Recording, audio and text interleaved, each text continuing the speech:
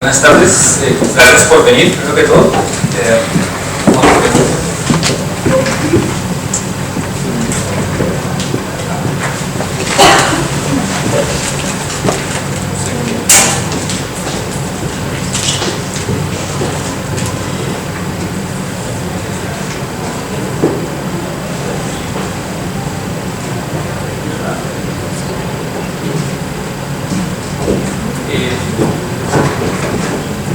Bueno, la idea de esta presentación es mostrarle un poquito los avances que hemos hecho dentro del grupo de investigaciones con el que vengo trabajando en los últimos años en la Universidad de Manitoba, de parte de la investigación que empiezo a desarrollar acá como profesor del CIDR. El título es un poquito largo y lleno de palabras, pero es básicamente lo que quiero que veamos es cómo podemos pensar la biodiversidad de una forma diferente. Soy biólogo de formación. Desde que estaba chiquito uno escucha en todas partes de que los países tropicales, Colombia, en el caso de la oriental de Brasil, pues, su megadiversidad, mucha riqueza, sintámonos orgullosos, pero realmente los mecanismos que hay para que esa biodiversidad se traduzca en cosas tangibles faltan, y especialmente faltan en los lugares en donde comunidades locales, indígenas, campesinos, afros, realmente dependen de esos recursos y debido a procesos de globalización y de neoliberalización están siendo despojados de ellos. Entonces, yo creo que la pregunta central de esta presentación es cómo podemos entender las relaciones con la biodiversidad y mejorar los beneficios que recibimos de ella. El llamado principal, y prestando palabras del antropólogo Tim Ingold, es un llamado a educar la atención, a entender cómo podemos, como académicos, como personas de ONGs, como profesionales, como trabajadores del gobierno, cómo podemos entender y documentar mejor, cómo podemos ser sensibles a las interacciones con la biodiversidad y cómo podemos tener que hacer orientado a mejorar esos beneficios. Como marco conceptual lo que estamos buscando es hacer una propuesta para sintonizar la atención. ¿Aló? Sí. No, déjamelo aquí. Es que no funciona bien. ¿Aló? ¿Me escuchan? Entonces, es un llamado de atención a sintonizarnos. ¿Cómo podemos entender la biodiversidad mejor y cómo podemos entender desde la perspectiva de los que la usan y desde la biodiversidad y de la biodiversidad misma, ¿no? Entonces, en términos de contenido voy a dar un pequeño pasador sobre la teoría de la resiliencia, que es muy común se ha vuelto muy común en el manejo ambiental y en el desarrollo. También un repasón sobre el sistema de alimentos y cómo podemos pensarlos. Y les presento un marco conceptual en que hemos venido trabajando y que pues, hace parte de programas de investigación más grandes con los que estamos insertos, parte de la Unión Internacional de Conservación de Naturaleza. Y acabo como ilustrando todo esto en el caso de Ponta Negra, una comunidad pesquera muy pequeña en el municipio de Parachi, en Río Janeiro, que queda en la costa del bosque atlántico brasileño. Entonces, comenzamos con la idea de la resiliencia, porque, bueno, es muy común, originada en la literatura de la psicología, se ha venido aplicando mucho en el contexto de gestión ambiental. Y pues es como una mirada alternativa a pensar más allá de manejar cosas dentro de un equilibrio estable, de un simple equilibrio, y empezamos a mirar cómo entender cómo los sistemas, cómo ciertos ecosistemas, cómo ciertos elementos, ciertas variables regresan a un estado estable después de una perturbación. Es como la idea que Holling propuso de esto. Más adelante el trabajo de Carl Falk y mucha gente en el Centro de Resiliencia en Estocolmo, lo que empezaron a hablar es que un ecosistema puede tener muchos estados estables. Entonces, que una vez una perturbación lleva a que el sistema pase cierto umbral, va a caer en otro estado estable. Entonces empieza a darnos ciertas ideas de cómo nos podemos adaptar al cambio, cómo podemos reaccionar al cambio y qué tan flexibles son los sistemas al cambio. Entonces, es como la definición más actualizada, más aceptada de la resiliencia ecológica, pues que habla de la capacidad de un sistema para absorber las perturbaciones y reorganizarse mientras se somete a cambio de manera que aún conserva la misma función, estructura, identidad y retroalimentación. ¿Cuál es la importancia de esto? ¿Qué consecuencias tiene? Que empieza a ver que los ecosistemas están anidados e interconectados, que hay vínculos no solamente entre la dimensión ecológica, pero también en procesos sociales y culturales, y pues que estas interacciones pueden llevar a consecuencias inesperadas. El mejor ejemplo que pude encontrar recientemente es el de los incendios en Fort McMurray, en Alberta, cerca de donde se extraen el petróleo en Canadá, y muestran algo muy interesante porque es la interacción de los niveles múltiples. Por un lado, el bosque boreal, donde ocurrieron estos incendios, es un ecosistema que necesita del fuego para renovarse. Si no se quema, acumula hojarasca. La hojarasca de pino, sabemos que es un combustible bastante poderoso, que cuando se prende, pues coge mucha fuerza, crea el bosque boreal por el pino, tiene esta red de raíces que es muy difícil de apagar. Si le cruzamos o vemos cómo interactúa con otras variables a niveles más globales, como es el cambio ambiental, que genera patrones, en este caso un patrón de sequedad, pues encontramos estos eventos desastrosos. Aunque ha sido una discusión que lleva ya mucho tiempo en las ciencias sociales, principalmente en la antropología, el entender a los seres humanos, más allá del proyecto modernista, no como a cargo de la naturaleza, sino como parte de ella. La resiliencia socioecológica, que ha trabajado mucho Berges, Golding, lo que ha tratado es de ver cómo la naturaleza y la sociedad interactúan, cómo los diferentes elementos, ecosistemas anidados, interactúan a través de conocimiento local, instituciones y perspectivas de cosmovisión, interactúan a través de prácticas. Entonces esto se puede rastrear casi que hasta las ideas de Marx del trabajo, de labor, pero pues lo que busca esto es como la retroalimentación de ecosistemas es parte de prácticas de manejo. Entonces, a través del entendimiento de estas relaciones de retroalimentación podemos dar una mirada a entender y también a anticipar cambios ambientales con respuesta a los mismos. Esta idea de la resiliencia, aunque ha cogido mucha fuerza, yo creo que hasta el Plan Nacional de Biodiversidad en Colombia tiene un enfoque de resiliencia, ha sido muy criticado. Recuerden que estos son ecólogos tratando de hacer ciencias sociales, ¿no? Ha sido muy criticado por los ecólogos, por los antropólogos, sociólogos, porque es muy objetivo. En ese sentido, ocurre en un vacío, ignora tanto el contexto de poder en donde ocurren estas cosas, como también la agencia de los individuos para responder a este poder. Entonces, gran parte de la gente que trabaja con desarrollo, con ciencias sociales, pues ha propuesto ciertas cosas como para poder responder a resiliencia, para quién, para qué. Entonces, parte de esto viene la propuesta de resiliencia comunitaria de parte de Geoff Wilson, que lo que trata de ver es qué capitales se necesitan para poder responder al cambio ambiental, social y económico, y cómo se utilizan estos capitales para alcanzar las aspiraciones individuales de los individuos. Entonces, al usar esta perspectiva, que también es prestada de la teoría de la práctica de Bourdieu, lo que se está haciendo es... ¿Aló? Sí. Lo que se está haciendo es reconocer un poco más la influencia que tienen los seres humanos en el sistema, a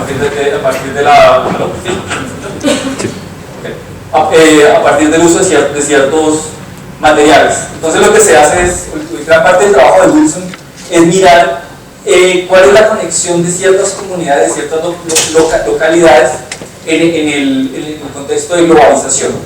Entonces, Por un lado, vemos, Wilson las coloca en un espectro, estamos entre las comunidades que dependen de subsistencia, que requieren de cierto tipo de intervenciones, intervenciones en capital económico, el caso que utiliza Wilson, y las que están más conectadas con procesos de globalización, con mercados, con neoliberalismo, que requieren de otro tipo de intervenciones. Siguiendo con esta idea y con esta crítica a la resiliencia, es muy interesante porque a pesar de que es tan criticada, el concepto se sigue desarrollando, nadie lo deja a un lado y se ha vuelto una plataforma para seguir pensando el desarrollo. Esto es parte de una propuesta que estamos haciendo, que la basamos de un artículo de Chris Bennett que trabaja en el CIATED, en donde él asimila que la resiliencia no solamente es la capacidad de la resistencia, pero también cómo podemos tener capacidad adaptativa y capacidad transformativa. Cuando el sistema cambia lo suficiente, tenemos que anticipar esos cambios, cómo esos cambios pueden ser para el beneficio de las comunidades. Ya les voy a presentar un poco de eso con el caso de estudio. Entonces, cuando traemos la resiliencia junto a la creatividad, lo que encontramos es que la práctica cotidiana requiere de adaptaciones en el día a día, en el quehacer para poder continuarlo. Entonces, prestando, y eso ya es parte del trabajo que estamos haciendo, un poco adaptando un poco la teoría de la práctica de Bourdieu, prestamos atención a ciertas ideas con la práctica, que es las acciones que individuos llevan para alcanzar sus aspiraciones, el hábitus, que es básicamente cómo las predisposiciones, cómo crecemos, nos genera un feel for the game, como un sentido del juego para comportarnos, y cómo ciertos capitales tienen unos roles esenciales para eso. Entonces, el capital social, cómo nos relacionamos con el mundo material, lo que tenemos a nuestra disposición, y el simbólico de cómo utilizamos esos capitales que tenemos para alcanzar nuestros objetivos. Entonces, ahí esto nos permite, por un lado, entender el poder como los limitantes al acceso a los beneficios de la biodiversidad, y por el otro lado, la agencia de cómo respondemos a esos limitantes. En términos de lo que estamos trayendo del sistema de alimentos y la creatividad, creo que nos estamos moviendo de estas ideas del food chain, de la cuenca de comida, ideas de la producción regional, para utilizar una perspectiva un poquito más de economía que sigue las cosas desde los contextos donde se produce, se intercambia, se transforma y se consume. Y a partir de seguir estas cosas, vemos cómo ciertas características emergen, ciertas entidades, ciertos poderes, ciertas agencias se empiezan a trabajar. Entonces, siguiendo un poquito más la materialidad, vemos cómo ciertos recursos, la biodiversidad, comienza a emerger con agencia. Estas ideas también son prestadas del trabajo que se ha hecho en la economía política de sistemas de alimentación, gran parte del trabajo sobre el azúcar que hizo Menz, y sobre el café que hizo Rothberg, en donde se mira el poder y la agencia que ciertos materiales, azúcar, café o todas las materias primas, tienen en la medida en que fluyen y conectan ciertos lugares con otros. Entonces, se parte de una mirada estructuralista de World Systems Theory, en donde el mundo globalizado, el mundo desarrollado del norte, tiene una influencia que define qué pasa en el sur, para mirar no solamente cómo el sur, como el otro, tiene poder y agencia, sino que también cómo estos materiales mismos generan una agencia alrededor de ellos. Entonces empezamos a desarrollar ya ideas, y esto ya es aplicado un poco más a contextos rurales, en donde en lugar de pensar en los sistemas de alimentación como la producción de una sola mercancía para el mercado, empezamos a mirar la complejidad de los sistemas de alimentación en los sistemas rurales, qué contribuye en cada elemento del paisaje y cómo podemos construir sobre eso. Entonces, eso es una cuestión de rastrear de dónde vienen los recursos y para dónde van y cómo se transforman. Entonces, la creatividad cultural es básicamente es entender qué correspondencias hay entre las personas que viven en un lugar particular y los materiales biológicos, y nuevamente reconociendo el poder en el sentido de las condiciones que limitan a los seres humanos en la medida en que se mueven y la medida en que estos recursos se mueven a través del paisaje. Entonces, esto es un poquito medio complicado. Esto es parte del marco conceptual que estamos desarrollando. Tanto en inglés como en español tenemos problemas con la palabra cosecha, harvesting, cosecha. Tal vez directamente se refiere a la apropiación, al acto de tomar una zanahoria, de pescar un pez, cazar un venado, pero pues lo que estamos tratando de referirnos aquí es del proceso como tal, que va desde la apropiación hasta el consumo mismo de ciertos productos, ciertos materiales. Entonces, digamos como el proceso de cosecha involucra la apropiación, el intercambio, la transformación y el consumo, y está regido o manejado, influenciado por la dimensión de percepción, cuáles son las propiedades que percibimos de ciertos recursos que nos llevan a desearlos, a querer conectarlos, el conocimiento local, que influye en términos de dónde cosechamos esto, cuándo lo cosechamos, cómo lo producimos, y la ecología política, que nos permite entender cuál es el acceso a los recursos. Entonces, prestando un poquito del marco conceptual de acceso de Ribó y Peluso, vemos que el acceso no es solamente el hecho de que exista algo para que nos podamos beneficiar de él. Entonces, estamos al frente del mar y pues ahí pescamos, no nos pescamos, sino entender las cosas de una forma más procesual para ver las condiciones que permiten o no beneficiarnos de ciertos recursos. Entonces, la necesidad de no solamente los derechos que hacen legal o ilegal el acceso, pero también la tecnología que se requiere para acceder al recurso. Siguiendo con el tema del pescado, necesitamos un bote, necesitamos una vara de pescar o una red, o lo que depende de lo que estemos pescando, y al igual que otras dimensiones, tal como nos muestra este marco conceptual. Entonces, cuando nos empezamos a rastrear la biodiversidad en sus múltiples movimientos, cada fase de este proceso viene con un encuentro entre materiales y actores. Y estos, no sé si alcanzan a leer, esos tienen ciertas condiciones que configuran el acceso. Entonces, la dimensión ecológica tiene en cuenta la ecología, las temporadas, los movimientos, las propiedades que nos llevan a desear ciertos cosechar ciertos organismos, las dimensiones sociales que incorporan quién, en términos de género, clase, edad, las instituciones, cosmovisiones y demás dimensiones que configuran por qué o no queremos cosechamos algo, y pues las regulaciones que permiten o no hacerlo, y también lo que produce. Entonces, como subproducto encontramos que la cosecha de ciertos recursos producen identidad, poder, estatus, conocimiento, al igual que materiales que siguen en el flujo de las cosas. Entonces, igualmente en la parte de transformación, nuevamente encuentro de materiales y de agentes, condiciones especiales que nos permiten ver, por ejemplo, dónde podemos transformar las cosas.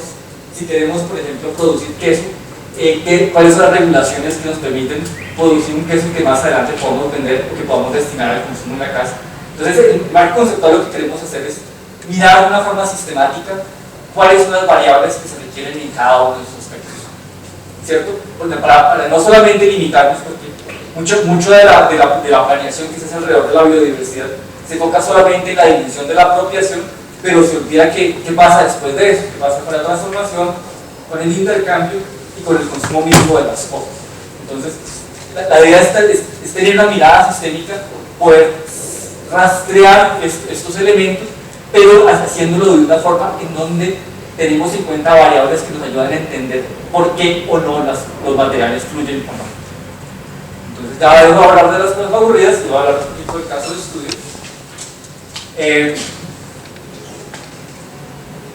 Esto es una parte pequeña de mi disertación doctoral que llevé a cabo en un pueblito, una comunidad pesquera que se llama Ponta Negra. Es un lugar muy interesante, queda a 5 horas de Sao Paulo, una ciudad con 25 millones de personas, la más grande del mundo, y a 6 horas de Río de Janeiro, que también es una ciudad bastante grande, no tan grande como Sao Paulo. Pero esta comunidad es increíblemente aislada. Yo he vivido en el Ártico canadiense y tenía acceso a más servicios que aquí en la mitad de estos dos urbes. Entonces es un sitio muy interesante para ver estos problemas de acceso y beneficios de la biodiversidad. Por un lado, es una población pequeña, en ese momento eran 158 personas, ahora debe estar alrededor de las 200. Casi que todos son niños. Los modos de vida aún conservan muchos de los elementos de subsistencia, de dependencia de recursos naturales, pero también ha incorporado la pesca en una dimensión comercial a través de los cercos flotantes, en portugués cerco flutuante, que es un tipo de pesca estacionaria con unas canastas de 30 metros de diámetro que son fijas y que capturan un volumen interesante de pescado. Y últimamente el turismo y la construcción civil se han vuelto prominentes en la región, ya les explicaré por qué. Esta comunidad, aunque tiene más o menos 200 años, se declaró dentro de una área protegida en el 92, gracias a la reunión del Río del 92, que uno de los objetivos o de las consecuencias de esta reunión fue la creación de una cantidad de parques y reservas a lo largo de Brasil, muchas de ellas que todavía no tienen un plan de manejo ahorita y que han puesto a la gente allá a vivir en un limbo legislativo. Una de las consecuencias de vivir dentro de una área protegida es que no pueden asignar recursos para educación, entonces solamente se quedaron con la escuelita que había ahí antes, pueden recibir hasta cuarto grado de bachillerato primaria.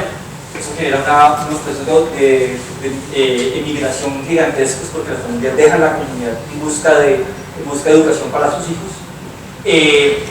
Tampoco han dejado que les llegue la electricidad y tampoco carretera. En un lugar donde la mayor parte de la economía depende de la pesca, se imaginan las consecuencias de eso, no hay un sitio donde preservar los pescados.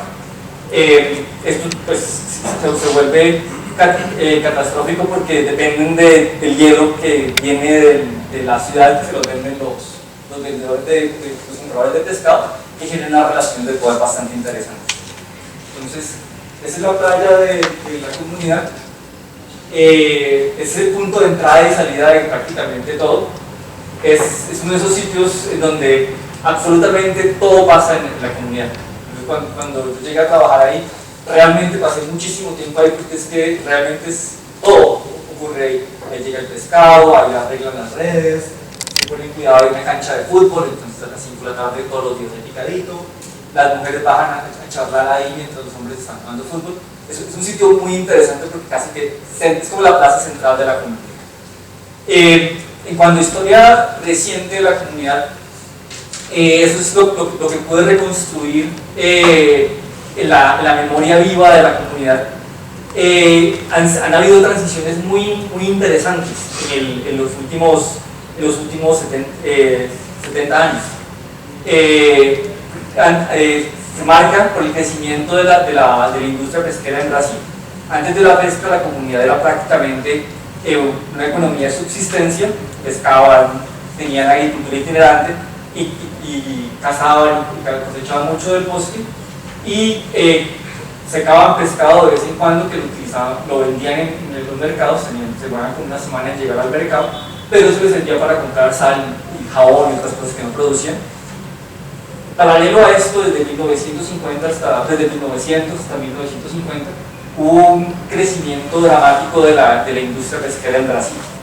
Entonces, eso llevó a que la percepción de la pesca y del pescado pasara de una idea de subsistencia a una idea más comercial. Se abrieron nuevos mercados para el pescado y pues muchos más barcos significó mucho más empleo para las personas de las comunidades en la región, incluyendo Punta Negra, en la flota pesquera.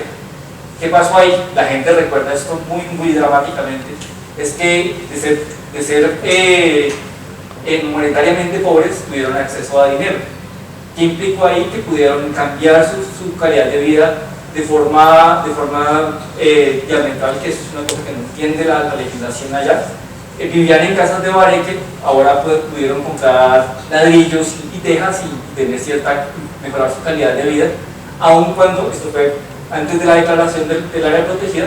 Después de la declaración del área protegida les prohibieron traer materiales de construcción porque de acuerdo a la ley que creó el área protegida, esta gente es tradicional y por ende no puede vivir, no puede hacer construcción en la zona. Es una cuestión bastante interesante. La gente, al tener acceso al dinero, pudo ahorrar e invertir en la industria pesquera local, crear una pesca comercial alrededor de esta técnica que se llama los fueron introducidos por españoles, por japoneses que se estaban escapando de la Segunda Guerra Mundial y se refugiaron en la costa brasileña. Y esto les permitió tener más acceso al pescado desde la comunidad. Hubo un cambio interesantísimo respecto a quienes, los que pudieron invertir en la pesca, se convirtieron en una clase dirigente de la comunidad y pues unas condiciones sociales muy interesantes. Pero desde la perspectiva de la dieta, el pescado les puede ser comido. Podían vender el pescado. Y al poder vender el pescado, dejaron de comer el pescado en el día a día. La comida típica de ellos era el azul marino, que era básicamente pescado cocido con plátano. Lo dejaron de hacer, dejaron de cultivar porque ya tenían dinero para ir a comprar cosas en el mercado. Entonces preferían invertir tiempo pescando e ir a comprar cosas al mercado, igual pues cuando iban a dejar el pescado. Y trajo muchos cambios en la percepción. Entonces uno habla con doña Nayirema y nos decía que el comer frijoles de arroz, que ahorita es como la base de la comida brasileña en todo el país, para ellos es una cosa de una vez al año. Y ahora es cotidiano, o sea, ellos no pueden comer comida todos los días sin frijoles de arroz. Uno de los hijos de los que comenzaron esta técnica en la comunidad dice que odia el pescado, aun cuando casi que todo el dinero que se gana viene el pescado, él no puede comer el pescado, que él únicamente come pollo. Entonces son cuestiones muy interesantes en el cambio de la dieta que han ocurrido en menos de una generación. Los 90 para acá trajeron cambios súper importantes. Primero fue una crisis en la economía pesquera, con ese proyecto tan modernista de tener una flota pesquera gigantesca. Obviamente acabaron con el pescado, la industria pesquera, los grandes barcos. Y como estas comunidades no tienen, esta no es una pesca movible, es una técnica que es fija a ciertos lugares, que quedaron a la deriva porque pues ya la cantidad de peces migratorios se disminuyó. Al mismo tiempo, gracias al Río 92, se declaró el área protegida y esto significó que ya la caza se volvió ilegal. Entonces ya no podían ir al bosque a cazar y les prohibieron abrir más parcelas para agricultura itinerante.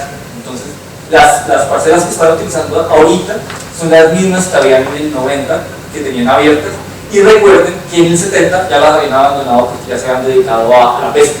Entonces les removieron una parte importantísima de la biodiversidad y gracias a la dictadura que había en Brasil en los 90 crearon la autopista, la 101, la costanera que va desde São José dos Campos hasta el Río de Janeiro, y eso abrió esta zona que es conocida como la Costa Verde a la clase media alta de Brasil, y con consecuencias nefastas de apropiación, de destrucción de tierras en otros lugares, pero la comunidad, por ser tan aislada, permitió que empezaran a llegar turistas y les permitió que desarrollaran una industria turística un poquito incipiente que se ha consolidado en los últimos años. Entonces, los recursos naturales comienzan a perder importancia y el turismo comienza a ganarlo. Esta es la condición en que están ahorita, con el hecho de que nada de eso está regulado en el plan de manejo del parque porque no existe. Entonces hay mucho conflicto con la autoridad ambiental.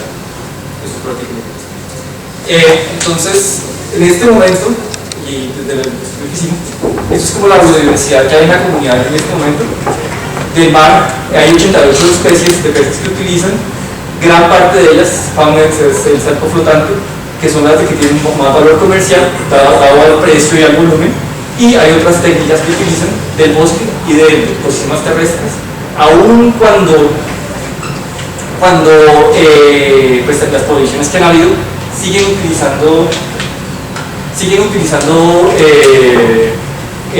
ciertos recursos, siguen yendo al bosque a colectar frutas, madera, cazan de vez en cuando, pero no puede ser eso. Y las parcelas que aún están abiertas producen ciertos vegetales, ciertas frutas que son clave para ellos porque como no hay nevera, es la única forma que tienen para acceder a verduras frescas. La costa es muy interesante porque cuando en invierno, cuando el mar está picado, es la única fuente de proteína que tienen, porque pues, no se puede salir a mar abierto a pescar. También ya les indico, tiene unas dimensiones de género bastante interesantes también. Es como una mapita para mostrar dónde pescan y dónde ocurren ciertas cosas.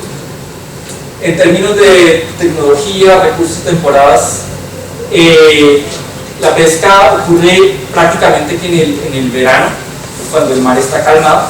Gran parte de eso depende de los cercos flotantes que capturan peces pelágicos migratorios que son de alto valor comercial.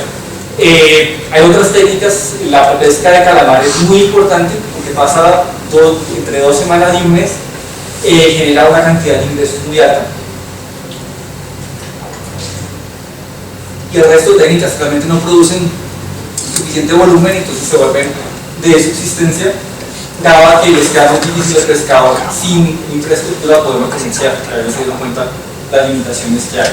El invierno es prácticamente de subsistencia y de técnicas que son muy complicadas dado lo difícil que se pone mar en esa época. Fotitos como para que vean, ahí está Manchiño, Chiago, padre e hijo, instalando la red a cerco flotante. Es una vaina que tiene 40 metros de diámetro, es gigantesco, entonces requiere bastante conocimiento y técnica. Ahí estamos recogiendo el pescado, ahí desde la perspectiva del fotógrafo, ¿verdad? Ahí es el fin de la red, entonces se levanta la red y se lleva todo el pescado hasta el final y ahí se echa el pescado dentro de las canoas y de las canoas se lleva a la playa. Aquí en Colombia se llama sierra, que se llama sororoca. Es uno de los pescados más apetecidos por ellos por su valor comercial y porque lo capturaban en volumen. Estos son otros pescados. Este es el lebranche, taíña en Brasil.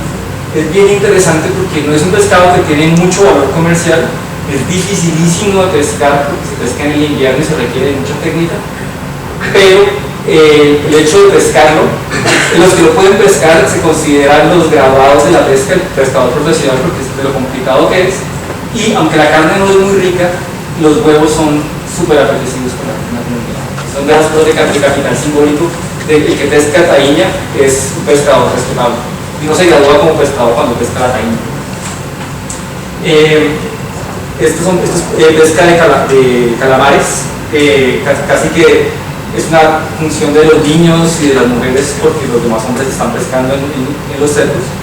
Es muy interesante porque ahí es donde los niños aprenden a manejar las canoas, ahí es donde los niños tienen esa habilidad y el calamar es un recurso de alto valor que tengo un amigo que tenía 6 años y en el tiempo de la pesca de calamar fácilmente se podía hacer $1.000, $1.500 porque el volumen es muy grande y cuando pensamos en intervenciones, pensamos en descripciones, si no incorporamos esto en el ingreso o en cómo se benefician las comunidades, estamos dejando casi que el 10% del ingreso anual que ocurre en 2 semanas y que de ellos están a cargo de los niños.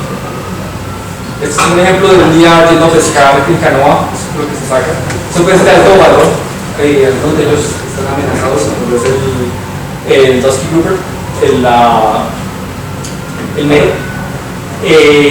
No los pueden vender, aunque sean de alto valor, porque pues, el volumen no les permite sacar ninguna ganancia, entonces todo esto se vuelve consumo del hogar. El calamar, un día de pesca de calamar son como 40 kilos. La gente realmente valora eso muchísimo. Son 2 semanas que la gente espera con ansiedad porque es un ingreso altísimo de dinero. La costa es bien interesante porque combina la recreación. Esto es un día cuando la marea está lo más bajo posible y las familias toman el día libre y se van a pescar cangrejos, mejillones, erizos de mar y tienen unos días de playa deliciosos en donde pues, se la pasan muy bien y realmente se descansa los días de la marea más baja cuando hace buen tiempo. Pero también la costa es importante porque se reúnen grupos de mujeres y niños a pescar realmente peces muy pequeños que se vuelven la única fuente de proteína en los tiempos en donde no se puede ir al mar No se puede vender, pero son muy importantes para la dieta de casi toda la familia. Entonces, eso es más o menos como mirar cómo fluyen los recursos en la comunidad. Gran parte de la pesca, pescado de alto valor comercial, los pescados pelágicos migratorios, van al mercado. Los de bajo valor se distribuyen en la comunidad y la agricultura y lo que se recoge en los bosques realmente se concentra entre ciertos lugares porque el volumen de producción es muy bajo. Esto es como para ilustrar un poquito de la misma idea, pero también para mostrarles que antes de la crisis de la pesca ellos tenían botes de diésel de grande autonomía, entonces podía ir hasta buscar los mercados y buscar los mejores precios. Con la crisis, menos pescado, tuvieron que vender los botes y ahora dependen de botes más pequeños y necesitan de ciertos puntos de intercambio para poder contactar a los vendedores, a los compradores de pescado. Este punto de intercambio de esta comunidad se llama Condominio Laranjeiras. Es el conjunto cerrado más gomelo de Brasil. O sea, ahí quiero mostrarles el contraste. Los dueños de las casas de ese conjunto van desde Sao Paulo, Río de Janeiro, en helicóptero allá. Está en un camino real, un camino clave, entonces les han permitido a los pescadores de esta región utilizar el montecito que ven ahí, pero pues estamos hablando de Brasil, calor tropical, el pescado sale de la comunidad, no es el mismo que llega a los mercados. Los pescadores dicen, producimos el mejor pescado de Brasil, pero lo que llega ya al mercado es basura y les pagan como basura. Entonces, hay una tensión bastante grande ahí. No les muestro casas de este conjunto cerrado porque no nos dejaron tomar fotos. Las fotos que tengo ahí son lo que más pude tomar de allá porque son bastante complicados para ellos. Ahí es donde reparan los botes y guardan el pescado. Realmente es muy difícil mantener el pescado en condiciones óptimas. Esos son los vehículos que utilizan, dado lo que les conté de la crisis. No son vehículos que tienen gran autonomía, entonces no pueden buscar los mercados independientemente. Entonces, lo que han utilizado, unas alternativas de unos pocos que han tenido el conocimiento, que han salido de la comunidad y que han aprendido un poquito de lo que se requiere para ofrecer servicios turísticos, es la mezcla de lo local con cierto conocimiento que se requiere para poder ofrecer servicios. No sé aquí en Colombia, pero en Brasil, la gente del área protegida o del Ministerio de Pesca, que ya desapareció, gracias a recientemente, dice que los pescadores se pueden dedicar a hacer turismo, pero pues yo creo que acá no se ve la cita. Ellos dicen, uno de los operadores turísticos de la comunidad dice, no es tan fácil. Lo que falta ahí de la cita es que los pescadores están acostumbrados a tratar con pescado que está muerto, que no le importa cómo lo traten. El turista es un poquito muy diferente. Entonces, han tratado, parte de las iniciativas de la creatividad es realmente rescatar muchas de las recetas tradicionales, montar el paisaje, el mar, la capoeira, que es el bosque secundario, el rastrojo, y las parcelas de agricultura itinerante para producir comida de muy alto valor que pueden vender a los turistas. Esto es muy interesante porque es el restaurante de Tete, se llama. Para que es un lugar muy reconocido en Brasil por el turismo, y este restaurante es TripAdvisor, está entre los más altos. Entonces, es comida muy simple, muy tradicional, pero lo hacen de una forma tan bien hecha gracias al entrenamiento que este señor ha tenido, y realmente ha marcado la diferencia y se ha vuelto en un camino de desarrollo para la comunidad y la alternativa de ingreso. O sea, ahí el azul marino, que les hablé que antes lo comían, que era pescado con un plátano, lo ha vuelto algo bastante deseado y bastante apetecible en la región. Entonces, ¿qué sacamos de esto? Estoy acabando. Que pensar en creatividad cultural y resiliencia en el contexto de sistemas de alimentos nos ayudan a entender la biodiversidad y su interacción con los mercados de una forma diferente. Y pues todo funciona, cómo podemos generar las condiciones para que la gente no se vaya de estas comunidades y pueda tener una calidad de vida que ellos desean y esperan. Esto es otra parte de otra dimensión de mi investigación. La gente adora, no quiere irse de aquí a estos lugares, pero la falta de servicios básicos y de oportunidades los obliga. Entonces, es cómo podemos encontrar formas para asegurar que la gente se quede ahí. Y también nos ayuda a prestar limitación a lo que posibilita y limita la creatividad y pues perseguir los beneficios de la biodiversidad. Entonces, también aprendemos que la dependencia de varios ecosistemas, que para poder ser resilientes se necesita depender de varios ecosistemas y múltiples fuentes de ingresos. Tal vez conecta un poco con la literatura sobre las nuevas ruralidades que están emergiendo, en donde el campesino o la persona rural no es rural, no se define con una barrera, sino que tiene muchas conexiones con diferentes mercados. La legislación ambiental ha afectado las relaciones que la gente tiene con los ecosistemas de una forma importante. El desuso de la biodiversidad lleva a la pérdida de espacios, lleva a la pérdida de conocimiento, llega a la pérdida de saberes. Entonces el hecho de que limitan la rotación de las parcelas de agricultura itinerante lleva a que se deje de consumir yuca, que se deje de producir yuca con una harina de mandioca, una harina de muy alto valor nutricional y alto valor cultural, y a que compren cosas en los mercados. Y pues se olvida. La resiliencia del sistema alimentario depende del acceso a una gama muy amplia de recursos, no solamente del pescado, como mucha gente del área protegida cree, y pues la creatividad y el conocimiento pueden ser muy útiles para enfrentar las crisis. Es una cosa que hemos estado aprendiendo con el caso particular de cómo ellos están participando en la economía del turismo. Entonces, ya como para cerrar, pues los sistemas alimentarios locales son bastante heterogéneos, tienen enlaces locales, globales con diferentes implicaciones, permiten contingencias y procesos históricos. Como podemos ver, gran parte de lo que ellos hacen ahora ha sido un producto de relaciones cambiantes con el ambiente debido a la economía regional, pero también como ellos se han adaptado de forma particular a ella. Y pues que esto no es una receta, podemos llegar a proponer intervenciones en lugares sin conocerlos. Gran parte de esto es educar nuestra atención para ver qué es lo que ofrece el contexto local y cómo podemos trabajar con las comunidades para hacer nuestro bienestar. Entonces, para la recuperación de un sistema alimentario tenemos que entender diversidad, los sitios donde pasan estas cosas, diferentes fases, la movilidad y creación de campos de la práctica que abren espacios para mantener las relaciones con la localidad y que permiten a la gente percibir sus aspiraciones. Básicamente la idea. Muy fácil. Listo. Y esos son los que dieron el primer paso.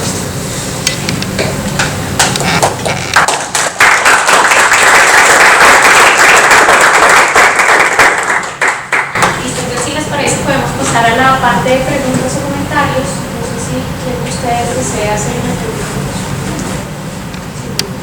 ¿Qué pasa con Ronnie? Es una muy buena pregunta. Realmente es una dimensión, un capítulo de mi tesis está dedicado a eso. Vamos a la agencia.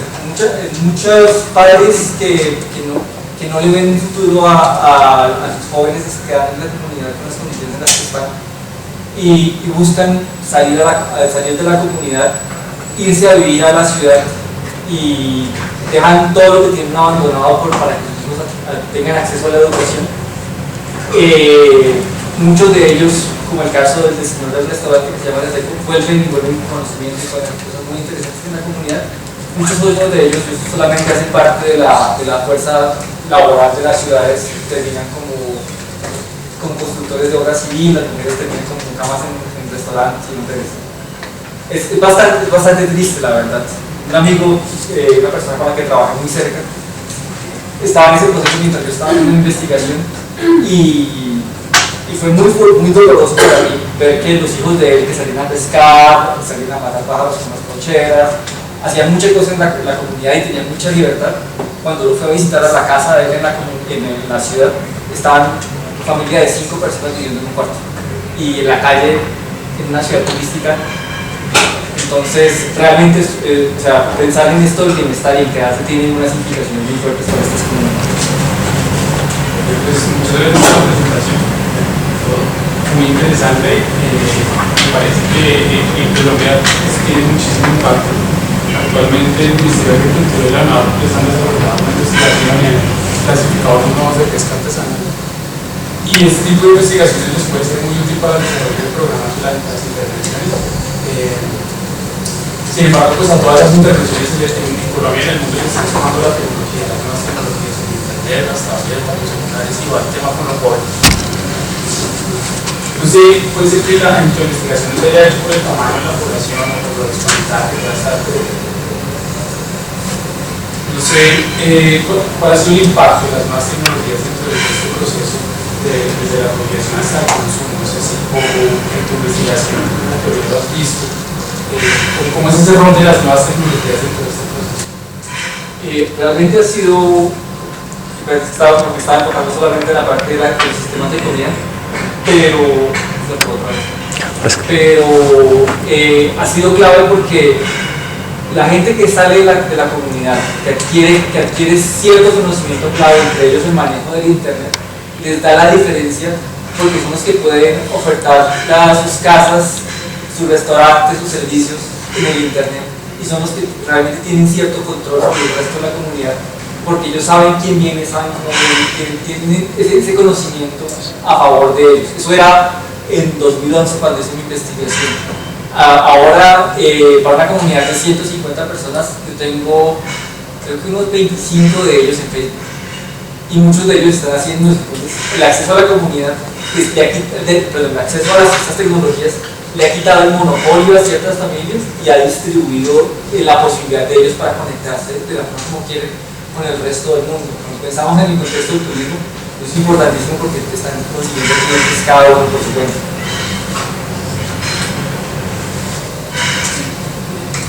Bueno, tengo tres diferentes temas de pregunta. Una, no sé si vale la pena o los traigo en dudas, pero es muy interesante porque, como tú explicas, la comercialización afecta mucho la biodiversidad de los peces.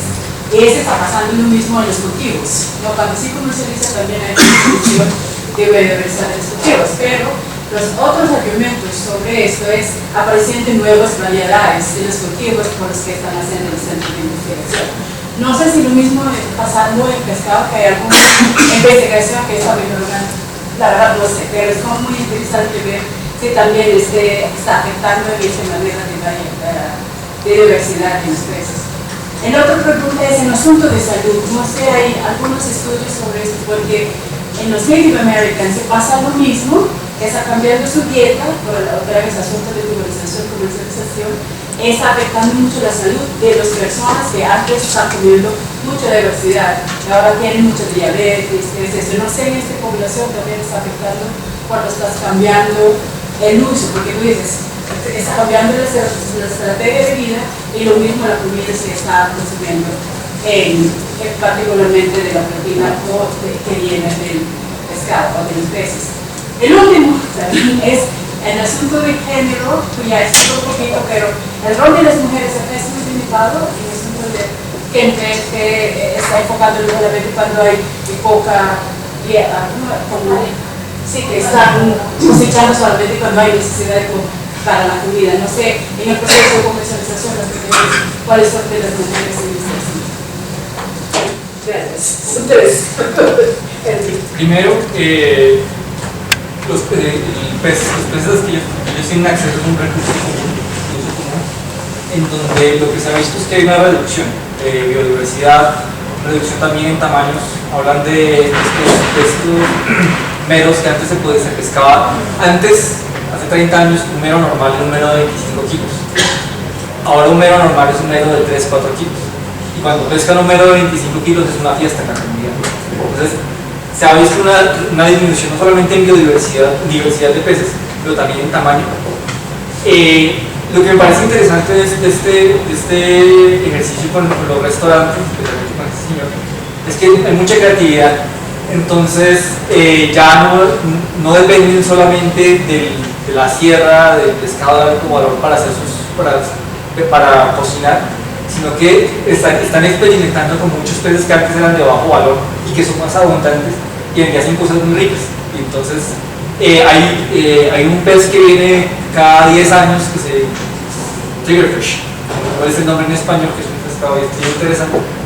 No tiene ningún valor comercial, lo descartaban o no lo pescaban, Los cercos tienen la facilidad de que si hay peces que a uno no le gustan, que no quiere pescar, probablemente bajan la red y ellos se van. Entonces, ahorita los pescan porque tienen mucho valor comercial, porque pues, van a hacer recetas muy ricas. La parte de la salud es interesante porque muchas de las actividades en la comunidad aún requieren de mucho esfuerzo físico. En la parte de los hombres, te contesto la pregunta con el dinero ahí usadita.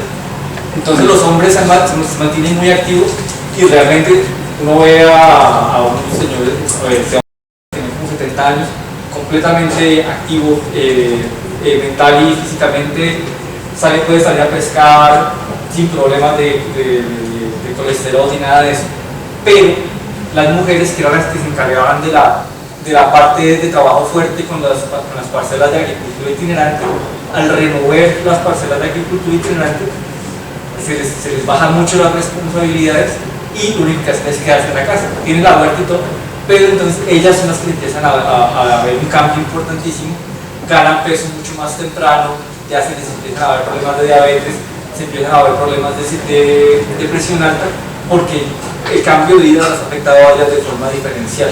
Ellas se han dedicado más al hogar, mientras que los hombres se mantienen activos pues, por las actividades de pesca y ya vienen la comunidad o cuando salen de la comunidad.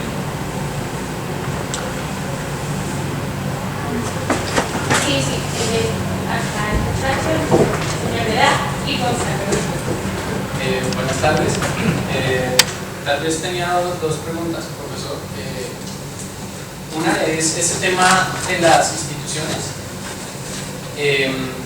Digamos que está toda esta serie de normas que hicieron que digamos transformaron la forma de vida de estas personas a través de la normatividad de volverlo un parque, ¿cierto? Ya dentro de la forma de organización de ellos, pues tenían su forma de organizar, luego vino esta norma de volverse parques y ellos tuvieron eventualmente que reestructurar su forma de organizarse, digamos, en cuanto a la producción económica, incluso me imagino que de pronto su organización social como tal. Pero, aunque ellos están inmersos en esta ley del parque, de todas maneras siguen, supongo, primando esas instituciones de normatividad informal que ellos puedan, digamos, desarrollar, o es tan restrictiva la normatividad, digamos, formal, oficial del parque, que le ha disminuido, digamos, la capacidad de esas normas informales que tenían en la comunidad para seguir, digamos, siendo importantes en ese tema. Esa es una de las preguntas. Si quiere, ahorita voy con la siguiente.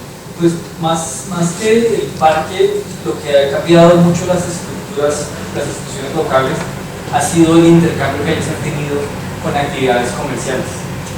Entonces, yo tengo un artículo al respecto. La llegada de esa técnica de pesca fue una cosa en la que se llenó un barril de posibilidades. Entonces, los que pudieron poner primero los cercos, los pusieron en puntos que eran productivos, o pudieron ensayar cuáles eran productivos y cuáles no, y se sentaron los que eran productivos, y en la medida en que los que llegaban después los iban poniendo en sitios menos productivos, y los que llegaban tarde pues no pudieron. Entonces, eso destruyó gran parte de las instituciones locales. Ellos tenían una institución muy de los tupi, que eran muy chivos, equivalente a la minga, donde tenían labor colectiva y donde trabajaban juntos para la comunidad. Realmente eso se acabó porque ya hay intereses comerciales de por medio. Eso se concatenó con que los que les fue bien con lo de la pesca, porque consiguieron esos sitios al principio que eran buenos para pescar, pudieron ahorrar bastante dinero y pudieron enviar a que los hijos de ellos se educaran en la ciudad. Los hijos vuelven con conocimiento, con acceso a tecnologías y empiezan a hacer lo mismo pero con la empresa del turismo. Entonces comienzan los lugares claves en la playa para poner los restaurantes, los sitios de las casas que alquilan, y los que no alcanzaron, los que no pudieron hacer eso, no tuvieron dinero, quedan relegados y se vuelven mano de obra para los que sí pudieron. Entonces es bien interesante. El parque como tal no ha afectado la estructura social tanto como lo han hecho las actividades comerciales. Y tenía una pregunta más como acerca de su opinión, porque se aleja un poco del caso y del tema de, por ejemplo, estas comunidades, y es, en Colombia en estos momentos hay como una serie de debates en torno a la generación a la creación de, digamos, diversas formas de protección de ecosistemas, parques y otras cosas. Se lleva a cabo, por ejemplo, un programa extenso de limitación de los páramos, y en los páramos, digamos, en las partes altas, si hay un tema de, digamos, muchas personas que realizan diferentes actividades, digamos, en general, digamos, como agricultura. No se puede decir tampoco que todos a pequeña escala hay unos grandes productores, por ejemplo, de productos como papa, cebolla, en las partes ya que se pueden considerar páramo, e incluso hay otras comunidades que dependen de minería, ¿sí? Santurbán, que es un caso que ha sido de mucho debate en Colombia, sucede eso. Y también, pues, finalmente se crean estas reservas, estos parques o estas delimitaciones más bien, que afectan, digamos, también esos modos de subsistencia de esas comunidades. Entiendo que de todas maneras la pesca que en ese caso realizaba la comunidad no eran formas que afectaran el ecosistema, y de pronto en ese sentido se debe prever más cosas para no afectar esos modos de subsistencia. Pero cuando son comunidades que de pronto dependen de otros temas como minería que se hacen en ecosistemas frágiles, ¿cómo uno podría involucrar, digamos, unas intervenciones basadas también como en esta comprensión un poco de lo que ellos hacen y lo que se debería hacer, digamos, en temas de protección? Gran parte de la otra parte la parte del diseño, realmente sentarse y ver qué opciones hay, qué opciones hay que se puede hacer y realmente explorar, porque pues, la historia nos ha enseñado que el testimonio no funciona. Realmente es parte de la negociación y del conocimiento del sistema para ver qué propiedades Muchas gracias por la creatividad. Puedes empezar con una herramienta para la residencia de alguna forma. Pero a mí me interesa saber un poco cómo ve usted el papel, pues su papel, el papel del investigador como un agente de transformación dentro del proyecto, para llevar este ejemplo a otros sitios, o cómo lo ve. Pues la verdad es que, o sea, la academia se ha vuelto como un observador que somos dedicados a describir cosas. Gran parte de estos ejercicios, de lo que estamos haciendo, de lo que hemos estado haciendo en el laboratorio, que de hecho está ahí, es el diseño biocultural, es realmente volvernos facilitadores de procesos donde identificamos. Tenemos un proyecto en Bolivia en este momento andando, en donde por un lado identificamos qué iniciativas son innovadoras que vale la pena resaltar y mostrar y generar intercambio de conocimientos entre comunidades. Entonces realmente uno no llega a imponer ni a describir, sino llega a volverse un puente entre diferentes personas, no solamente entre comunidades, pero también entre diseñadores, entre ingenieros, gente que realmente puede facilitar que los procesos se hagan más fáciles. Y pues la otra es sentarse con gente. Estas nociones de comunidad es muy complicado, ¿no? Realmente, y gran parte de lo que dice Wilson con esta resiliencia comunitaria es identificar quiénes son focos de cambio. Hay individuos en muchas comunidades que son muy poderosos. El trabajo de Wilmer es bien interesante porque se enfoca en la función transformadora que una persona ha tenido en una región. Entonces, es el hecho de sentarse a trabajar con ellos, generar espacios, crear esos espacios donde se produce conocimiento en lugar de solamente de describirlo. Es que eso de describir cosas ya es del siglo pasado. Dos preguntas. Una es, pues digamos, ¿en qué medida no es la migración, o sea, el hecho de que los jóvenes se vayan de la comunidad, una condición para que la comunidad persista? O sea, lo que veo es que hay una tremenda situación de recursos forzada en parte porque eso es el Estado, ¿cierto? también pues por el cambio la pesca. Me pregunto si la comunidad podría sobrevivir sin migración, o sea, sin que alguna gente se fuera. Esa es la pregunta 1. Y la 2 está relacionada con esa. Ustedes también han hablado de arquitectura y esto, me llama la atención cómo, a pesar de esas restricciones de recursos, usted menciona que igual la comunidad sirve médicamente, ¿verdad? Usted dice un punto que había 150 y que ahora hay fluctúa la sala.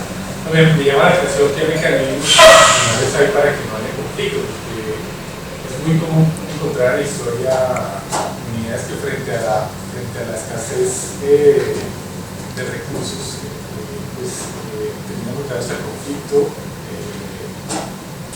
al exterminio, a la expulsión, a la apropiación de recursos. Y la impresión que tengo de esto es pues, se ve todo muy idílico, en realidad eso me llama la atención. Supongo que además de individuos creativos, hay instituciones que logran mantener la armonía, o sea, que haya conflictos distributivos, ganas de apropiarse de lo del otro, etc. Me causa mucha curiosidad. Bueno, doy un paso detrás. Existen comunidades que son conocidas como comunidades tradicionales que realmente la legislación tiene ningún derecho especial como comunidades indígenas o colombianos acá. Tienes razón, la legislación realmente balancea mucho la comunidad. Cuando mientras hacía esto yo, Brasil estaba en un momento ideal de su economía. Las cosas fueron cambiado ahorita bastante. Pero gran parte del entendimiento de las dinámicas de la comunidad me requirió poder entender las dinámicas que ellos tienen en la ciudad. Entonces, la inmigración es necesaria. Hay la cuestión de la agencia.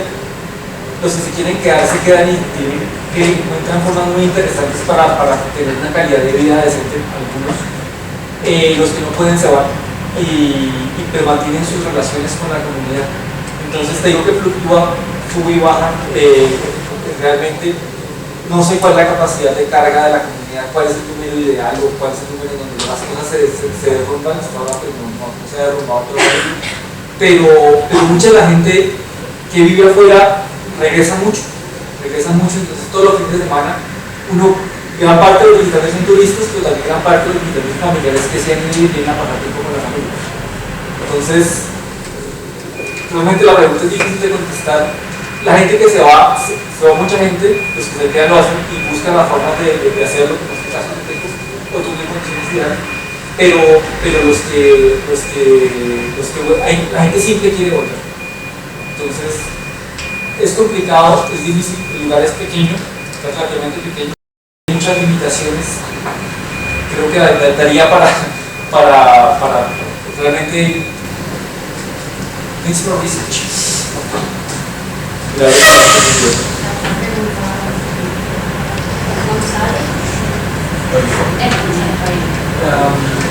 Me pareció muy interesante lo que mencionaste en una de las respuestas de ese paso, digamos, a largo plazo que se da en la sociedad, digamos, premoderna, además de este consumo, con una tecnología, digamos, de pesca y sin inserción comercial, a un paso de una comunidad con un cambio tecnológico que son las canastas y con alguna inserción comercial, ¿cierto?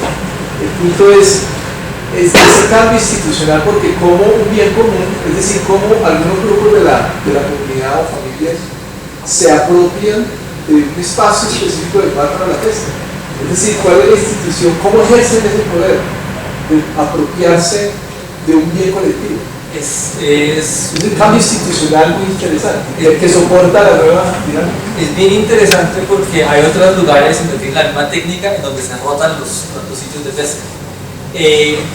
Yo creo que la única forma de explicarlo es en funcional al poder. Esta gente acumuló poder al comienzo, se consolidaron y empiezan a tener una propiedad informal sobre los sitios de pesca. Y realmente lo respetan muchísimo. Tienen instituciones que si quiero poner un nuevo punto de pesca, tengo que hacerlo a unos 150 metros de donde están registrados en la Secretaría de los Puertos, en la autoridad portuaria, esos sitios y realmente se los respetan. Eso es La licencia. sí, no, pero es propiedad informal.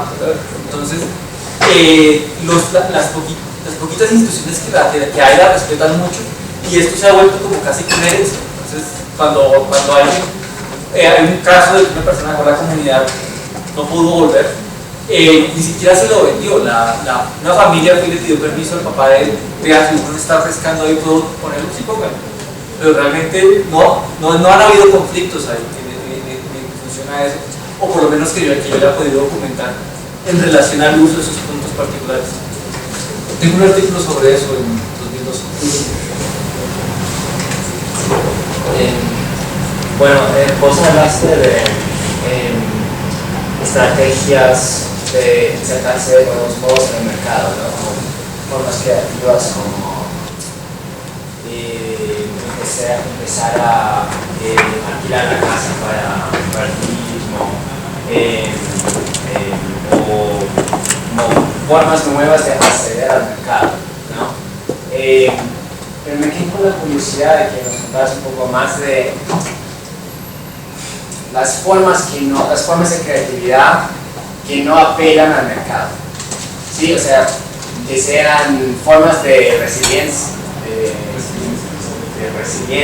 que no sean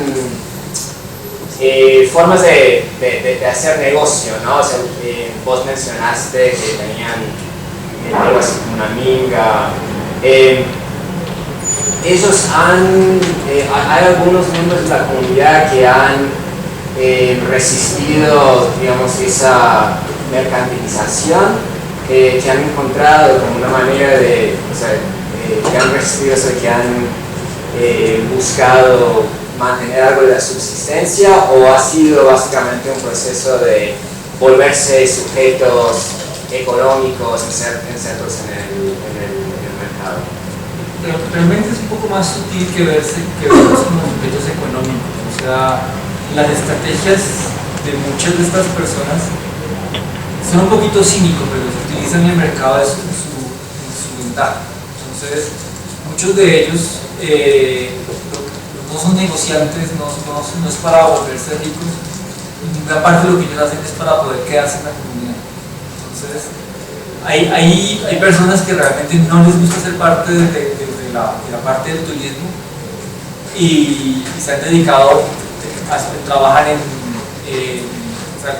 han tratado de mantener sus parcelas para cosechar cosas para la casa, tratan de comprar lo menos posible, aún pescan, pero igual la pesca es una inserción dentro de la economía comercial. Pero por lo menos en el caso de una pena que no lo incorporé más en la presentación. El hombre ha hecho muchas cosas para que la familia de él se quede ahí y se quede viviendo de esa forma, viviendo en este sitio es muy bonito, y no se quiere ir, y realmente la venta de estos pescados, la culinaria, las casas son formas para ellos poderse quedar, no tener que irse a vivir en la ciudad, que ahí se vuelven objetos muy fuertes, más mano de obra para la industria turística. Entonces, el hecho de que están haciendo eso, para mí se configura como una forma de resistencia para no insertarse de fondo del todo en el capitalismo. ¿Sabes cómo el cambio climático les ha afectado sus fuentes de ingresos? Pues el agua está más caliente, menos pescado. Esa es como la gran parte de eso. O sea, la impredictibilidad del clima les afecta no salir a veces a pescar. Una cosa que les ha afectado muchísimo el ingreso es que antes la gente reservaba las casas y se iba, y pues si tuviera o no, se iba a la comunidad a pasar el fin de semana porque ya había pagado. Ahora la gente chequea el pronóstico del tiempo y no va. Entonces ya, de hecho, la predictibilidad del clima les ha afectado muchísimo por esa razón.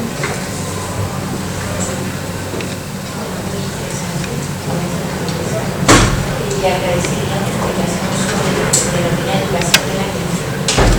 La educación de la atención. Eso viene de un psicólogo, se me olvidó el nombre, de apellido Gibson, que lo que habla es una crítica al cognitivismo. O sea, esa crítica es un modelo de transmisión cultural en donde el conocimiento se transmite de una cabeza a otra, de papá a hijo, a través de las palabras.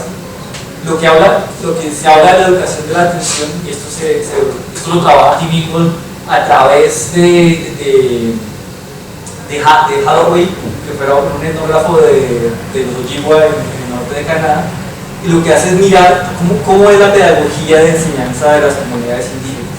Entonces, en lugar de transmitir conocimiento en palabras, hagan las cosas así, él habla de crear espacios en donde la gente aprende a percibir su ambiente de sus propias formas.